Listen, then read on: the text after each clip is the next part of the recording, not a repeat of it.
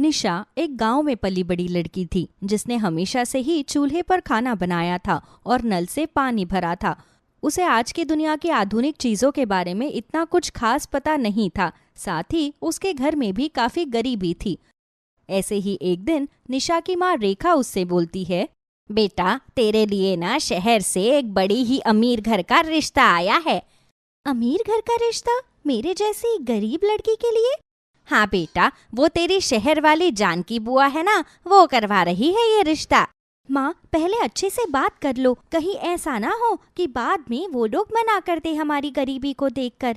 अरे वो सारी बात तो मैं तेरी बुआ से कर लूंगी। पहले तू बता कि तू एक अमीर घर में जाने को तैयार है? माँ आपको ठीक लगेगा तो मैं कहीं भी चली जाऊंगी। आपकी खुशी में ही मेरी खुशी है। बस यही सुनना था बेटा। चल बाकी मैं तेरी जानकी बुआ से बात करती हूँ। क्या पता मेरी गरीब बेटी की किस्मत में अमीर ससुराल ही लिखा हो। इतना कहकर रेखा वहां से चली जाती है और जानकी रिश्ते की बात को आगे बढ़ाती है। आखिरकार निशा का रिश्ता शहर में रहने वाले सुमित के साथ पक्का हो जाता है और कुछ ही महीनों में निशा अपने गरीब घर से विदा होकर अपने अमीर ससुराल पहुंच जाती है। ससुराल में निशा की सास रेणुका और उसकी जेठानी मल्लिका थी। मल्लिका बहुत ही अमीर घर की घमंडी लड़की थी। वो निशा को उसके गरीब होने के लिए ताने देती रहती थी। ऐसे ही एक दिन रेणुका निशा से बोलती है, निशा बहू आज तुम खाने के साथ साथ हरी चटनी बना लेना, धनिया पुदीने वाली, सबको बहुत पसंद है। ठीक है माँ जी, मैं बना दूंगी। निशा खाना बनाती है और सबसे आखिर में वो चटनी बनाने के लिए इधर उधर सिलबट्टा देखने लगती है। तभी वहां पर मल्लिका आ जाती है और बोलती है, क्या ढूंढ रही हो तुम? दीदी वो मैं सिलबट्टा ढूंढ रही हूँ चटनी बनाने के लिए। सिलबट्टा? वो क्या होता है? दीदी पत्थर का होता है ना सिलबट्टा, जिस पर हाथ से चटनी पीसते हैं, हाथों से। बेवकूफ, हमारे घर में कोई सिलबट्टा नहीं है, हम मिक्सर ग्राइंडर का यूज करते हैं। Mixer grinder? वो क्या होता है दीदी? वो जो वहाँ पर रखा हुआ है उसे कहते हैं। पर इसे चलाते कैसे हैं? मैंने तो इसे कभी इस्तेमाल नहीं किया। ओह गॉड, पता नहीं तुम कितने गरीब घर से हो कि तुम्हारे घर में मिक्सर ग्राइंडर तक नहीं था। दीदी आप मुझे एक बार बता सकती है क्या कि ये कैसे चलेगा? मेरे पास इतना टाइम नहीं है कि मैं तुम्हें ये सब सिखाऊं, अपने आप चला लो। इतना कहकर मल्लिका चली जाती है और अब घर पर रेणुका भी नहीं होती है। बेचारी निशा जैसे तैसे खुद से मिक्सी के जार में सारा सामान डालकर उसे चलाना शुरू करती है, पर सारा मामला उल्टा पुल्टा हो जाता है और पूरे किचन में धनिया पुदीना फैल जाता है। तभी वहां पर सुमित आ जाता है और किचन और निशा की ऐसी हालत देखकर वो बोलता है, अरे ये क्या कर रही हो? तुम धनिया पुदीना से होली खेल रही हो क्या? नहीं जी, मैं तो चटनी बना रही थी, पर ये मिक्सी कैसे चलती है मुझे पता ही नहीं है और चलाने की कोशिश में मुझसे ये सब हो गया। अरे तो किसी से पूछ लेती ना, हेल्प ले लेती किसी की। वो दीदी काम में बिजी थी और माँ जी घर पर नहीं है। कोई बात नहीं, मैं ये सब कुछ साफ कर देती हूँ। साफ तो कर देना, पर रुको मैं तुम्हें बताता हूँ कि मिक्सी को कैसे यूज किया जाता है, ठीक है? निशा को मिक्सी चलाने के बारे में बताता है। निशा सारी चीज अच्छे से समझ लेती है और सुमित वहां से चला जाता है और निशा सफाई करने के बाद मिक्सी में फिर से दोबारा से चटनी बनाती है और इस बार एकदम परफेक्ट चटनी पीस देती है। कुछ ही देर बाद सभी लोग खाना खाते हैं और निशा की खूब तारीफ करते हैं। तभी मल्लिका बोलती है, खाना बनाने के अलावा और इसे आता ही क्या है? क्यों बहू, ऐसे क्यों बोल रही है तू छोटी बहू को? आपको पता है माँ जी, इसे मिक्सी चलानी तक नहीं आती है। आजकल छोटे छोटे बच्चे भी मिक्सी चलाते हैं। वो माँ जी, हमारे घर में कभी ऐसा कोई उपकरण आया ही नहीं, इसलिए मुझे इन सब की कोई जानकारी नहीं है। क्या कहा तुमने? उपकरण? जानकारी? Oh my God, don't tell me कि तुम्हें इंग्लिश भी नहीं आती है। जी दीदी, मुझे इंग्लिश नहीं आती है। गरीबी की वजह से मेरे पिताजी मुझे बस 5वीं कक्षा तक ही पढ़ा पाए थे। माँ जी, ये तो आपने हद ही कर दी। किस गरीब के घर से है ये? चलो इस बात को तो बर्दाश्त किया जा सकता है, लेकिन ये पढ़ी लिखी भी नहीं है। आखिर क्या सोचकर आपने सुमित की शादी इससे करवा दी? The bloody Dumbo. जो गुण और संस्कार एक लड़की के अंदर होने चाहिए ना, वो सारे के सारे है निशा में। आ गई बात समझ में? और वैसे भी भाभी, अगर उसे कोई चीज नहीं आती तो हम सब सिखा देंगे। हम उसका परिवार है, हम उसकी मदद नहीं करेंगे तो कौन करेगा? सभी को निशा की साइड लेता हुआ देखकर मल्लिका का बड़ा सा मुंह बन जाता है और वो कुछ नहीं बोलती।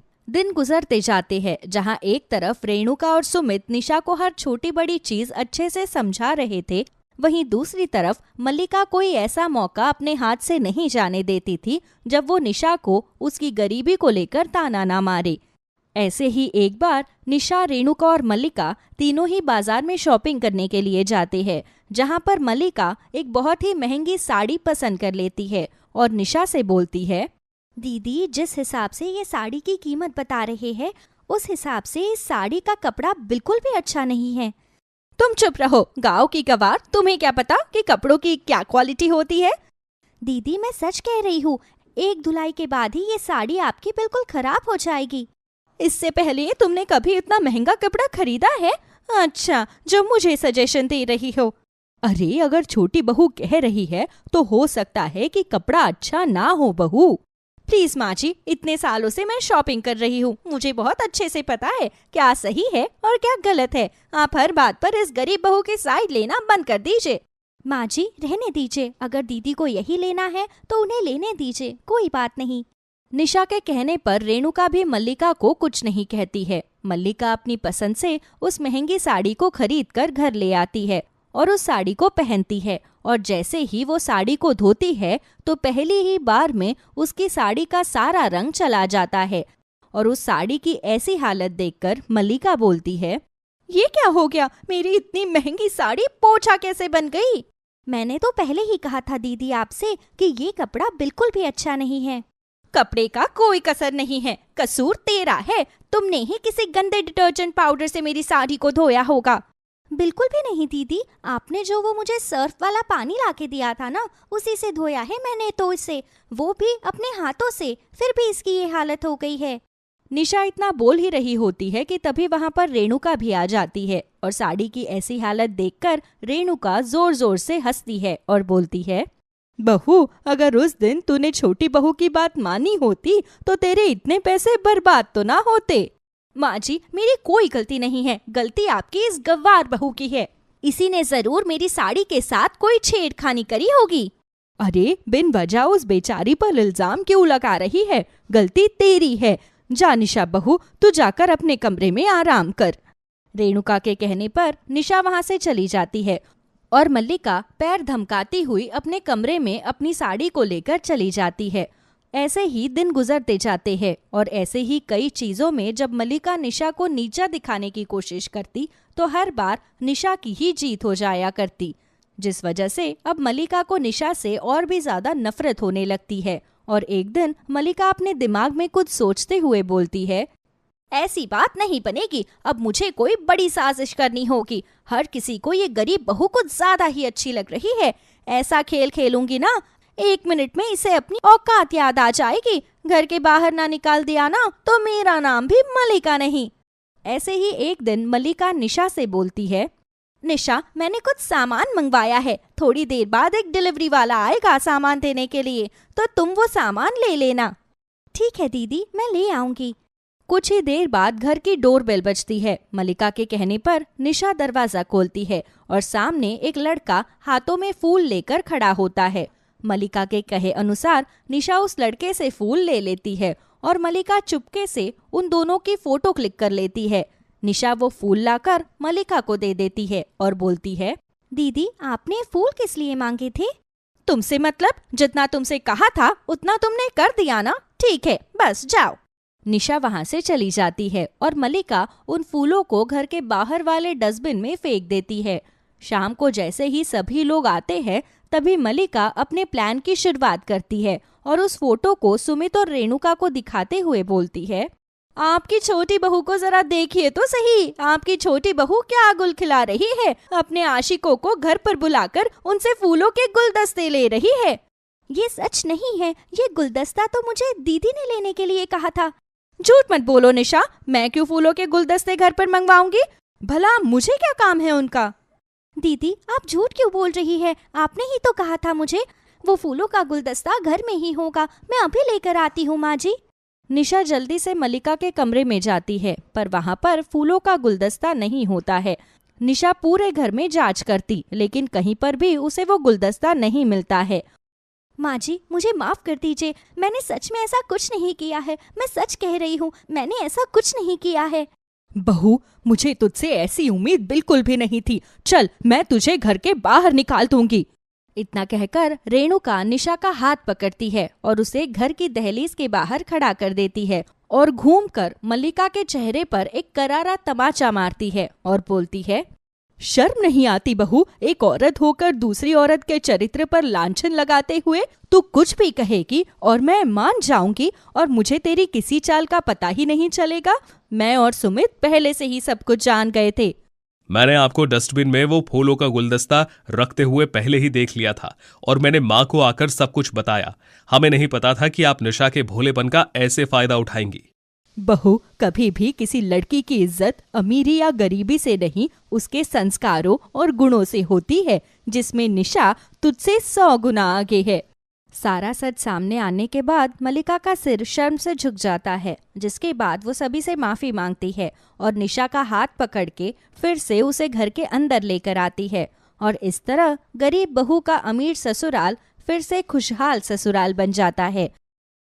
आज आरती के ससुराल में उसकी पहली रसोई थी और वो अपनी पहली रसोई की रस्म के लिए बहुत ज्यादा खुश थी, क्योंकि आरती ने पहले से ही सोच रखा था कि वो अपने हाथों का बनाया हुआ स्वादिष्ट खाना खिलाकर अपने ससुराल वालों को अपने वश में कर लेगी। इसीलिए आरती अपने ससुराल की रसोई में जाती है।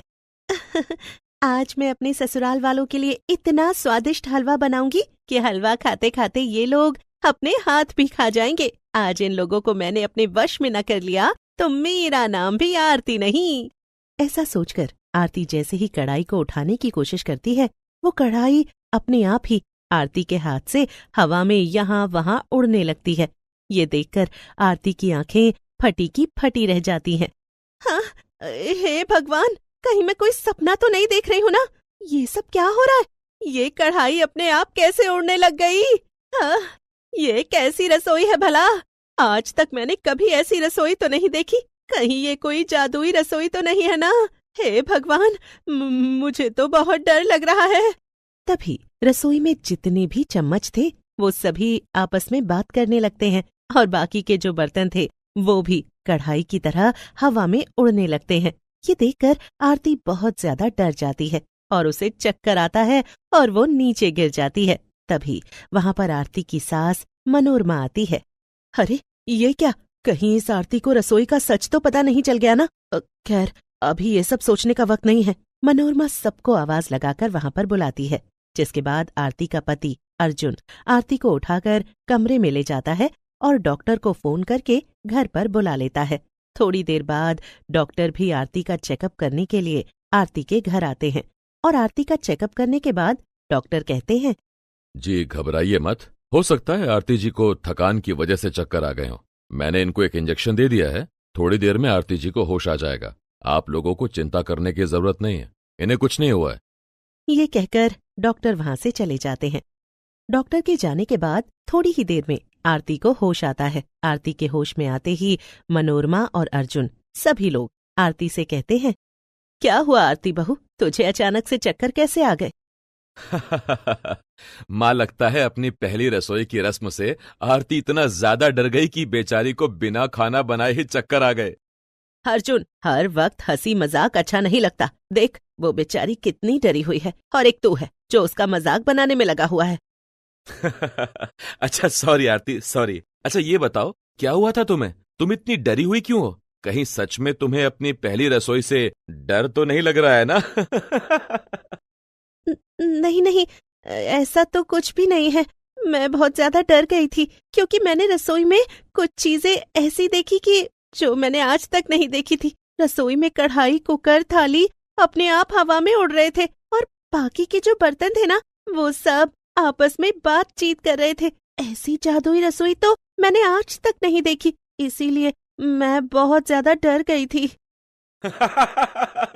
आरती, मुझे तो ऐसा लग रहा है जैसे तुमने अभी कोई कॉमेडी मूवी देखी है, तभी तो तुम हमारे साथ ऐसी कॉमेडी कर रही हो। वैसे ऐसा पहली बार हुआ है कि कोई बहू अपनी पहली रसोई पर अपने पूरे ससुराल वालों को अपनी कॉमेडी से इतना हंसा रही हो?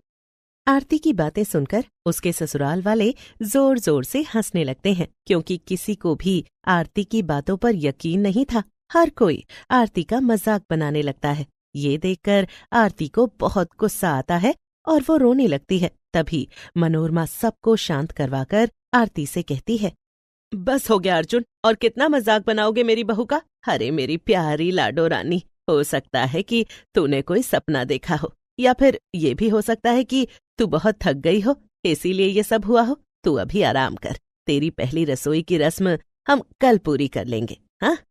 अगले दिन आरती फिर से नहा धोकर रेडी होती है। तभी मनोरमा आरती के कमरे में आती है और उससे कहती है, आरती बेटा, अगर तू तैयार हो गई हो तो अब हम तेरी पहली रसोई की रस्म पूरी कर लें। हाँ माँ जी, लेकिन मुझे बहुत डर लग रहा है। आप लोग मेरी बात का यकीन क्यों नहीं करते?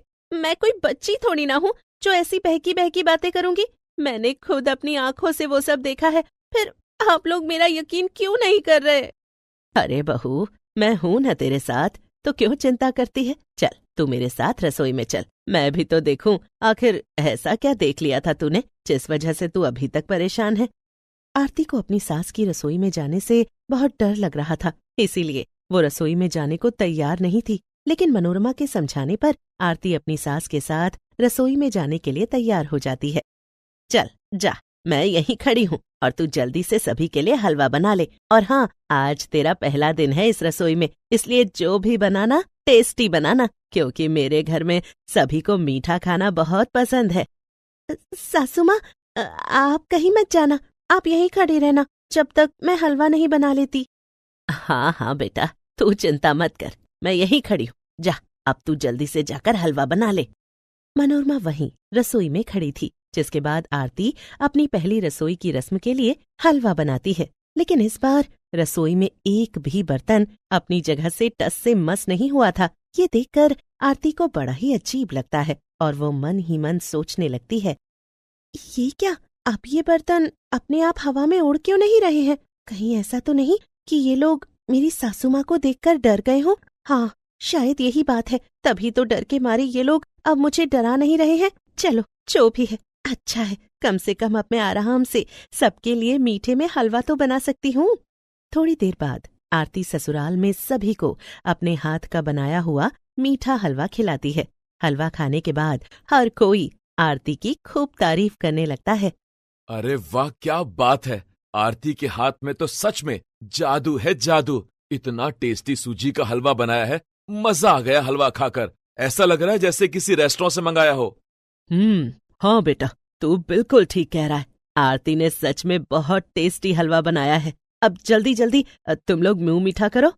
बस भगवान ऐसे ही हमेशा मेरी बहू को खुश रखे। बहुत लाजवाब हलवा बनाया है आरती बेटा तूने। अपनी तारीफ सुनकर आरती बहुत खुश होती है और फिर सबके खाने के बाद आरती डाइनिंग टेबल पर रखा हुआ बर्तन लेकर वापस रसोई में जाती है। तभी वो देखती है कि मनोरमा रसोई में आंखें बंद करके कुछ मंत्रों का उच्चारण कर रही थी। कष्ट कुर्नी भ्रष्ट हुरनी, मैंने तुम सबको कितनी बार समझाया है कि मुझसे बिना पूछे अपनी जादुई शक्तियों को किसी और के सामने दिखाने की कोशिश मत किया करो, लेकिन फिर भी तुम्हें मेरी बात समझ में नहीं आती क्या? मालकिन, उस आरती की हिम्मत कैसे हुई आपकी रसोई में कदम रखने की? और तो और वो आप लोगों को मीठा हलवा खिलाकर अपने वश में करना चाहती थी, इसीलिए हमने उससे डरा दिया। अरे आरती मेरी बहू है, अब से वही हर रोज रसोई में आकर खाना बनाएगी। आगे से उसे कभी मत डराना। और वो हम सबको वश में करना चाहती थी, इसका मतलब ये है कि अपने हाथ का टेस्टी खाना खिलाना चाहती थी, समझे? आगे से मेरी बहू को दोबारा मत डराना। ये सब देखकर आरती बहुत डर जाती है और वो हड़बड़ाहट में अपने हाथ से बर्तन नीचे गिरा देती है और फिर डर के मारे अपने कमरे में चली जाती है। तो वहीं बर्तन गिरने की आवाज से मनोरमा को भी पता चल जाता है कि आरती ने उसे देख लिया है। इसीलिए मनोरमा भी आरती के कमरे में जाती है और अपनी बहू से कहती है, क्या हुआ बेटा, तू इतनी डरी हुई क्यों है? और तूने जो कुछ भी देखा ना उसे भूल जा। सासू माँ, मैं आपके आगे हाथ जोड़कर माफी मांगती हूँ। आप भगवान के लिए मुझे अकेला छोड़ दो। मैं बहुत डर गई हूँ। मैंने आज तक कभी ये सब नहीं देखा और मुझे नहीं पता था कि आप कोई जादूगरनी हो। अगर मुझे पता होता ना कि इस घर में ऐसी अजीब गरीब चीजें होती हैं तो मैं कभी इस घर में शादी न करती। आरती, थोड़ा शांत हो जा बेटा। मैं तुझे सब बताती हूँ, मेरी जादुई रसोई के पीछे का राज क्या है। पर तू वादा कर मुझसे कि ये बात कभी किसी को नहीं बताएगी। मनोरमा लाख कोशिश करने के बावजूद स्वादिष्ट खाना नहीं बना पाती थी, जिस वजह से मनोरमा की सास कल्याणी हमेशा मनोरमा को खरी खोटी सुनाती थी। अरे मनोरमा, तेरे माँ बाप ने तुझे कुछ खाना बनाना नहीं सिखाया क्या री? अरे जब से इस घर में आई है तब से एक भी दिन तूने अच्छा खाना नहीं बनाया है। पता नहीं क्या सीख कर आई है। कभी कभी तो लगता है पता नहीं कौन से बुरे कर्म किए थे हमने जो हमें ऐसी निकम्मी बहू मिल गई। शादी के बाद एक भी दिन ऐसा नहीं था जिस दिन कल्याणी ने मनोरमा की तारीफ की हो। बेचारी मनोरमा बहुत ज्यादा परेशान हो जाती है। एक दिन मनोरमा के घर पर एक बूढ़ी औरत आती है। बूढ़ी औरत बहुत भूखी प्यासी थी, इसीलिए मनोरमा उस बूढ़ी औरत की भूख मिटाने के लिए उसे अपने हाथ का बनाया हुआ खाना खिलाती है। खाना खाने के बाद बूढ़ी औरत मनोरमा की खूब तारीफ करती है। क्या बात है बेटी, तूने तो बहुत स्वादिष्ट खाना बनाया है। ऊपर से तेरा दिल भी बहुत बड़ा है। मुझ अनजान भिखारी बूढ़ी औरत को तूने खाना खिलाया। आज मैंने पहली बार पेट भर कर खाना खाया है। मैं बहुत खुश हूँ बेटा। माफ करना अम्मा, आपको भूखा देखकर मुझे बिल्कुल भी अच्छा नहीं लग रहा था, इसीलिए आपकी भूख को मिटाने के लिए मैंने आपको अपने हाथ का बेस्वाद खाना खिला दिया। क्योंकि मैं चाहे कितनी भी कोशिश कर लूं, मुझसे कभी भी स्वादिष्ट खाना नहीं बन पाता और शायद इसी वजह से मैं अब तक अपनी सास के ताने सुनती हूँ। मैं बहुत परेशान हो गई हूँ अम्मा। मनोरमा की बात सुनने के बाद वो बूढ़ी औरत मनोरमा को एक मंत्र बताती है। बेटा, एक बार इस मंत्र को अपनी रसोई में जाकर बोलना। मंत्र के बोलने के बाद तुम्हारी रसोई अपने आप जादुई हो जाएगी और फिर तुमसे हमेशा अच्छा और स्वादिष्ट खाना बनेगा। इसके बाद तुम्हारी सास तुम्हारी हमेशा तारीफ करेगी। और हाँ, ये बात तुम कभी किसी को मत बताना और ना ही कभी इस बात का घमंड करना। अच्छा, तो ये कारण है इसके पीछे? मैं तो बहुत डर गई थी सासू माँ।